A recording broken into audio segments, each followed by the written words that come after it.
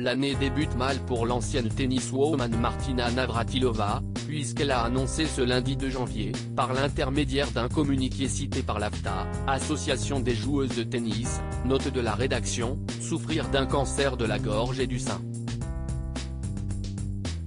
Ce double coup dur est sérieux mais encore réversible, a expliqué l'ancienne numéro 1 mondiale des années 80, lauréate de 59 titres de Grand Chelem en simple et en double entre 1978 et 2006, avant d'ajouter « J'espère une issue favorable.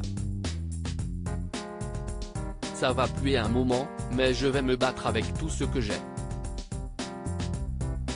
En octobre dernier, lors des finales du tournoi AFTA de Fort Worth, où elle réside, elle avait découvert une boule dans sa gorge, ce qui était en réalité un ganglion lymphatique hypertrophié.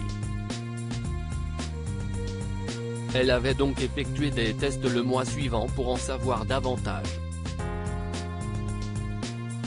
CIST alors que les médecins ont découvert un cancer de la gorge de stade 1, puis un cancer du sein de stade 1, peut-on lire dans le communiqué.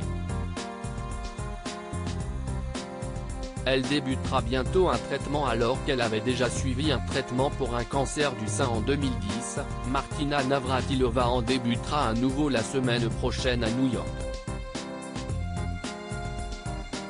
Le type de cancer est le HPV et ce type particulier répond très bien au traitement.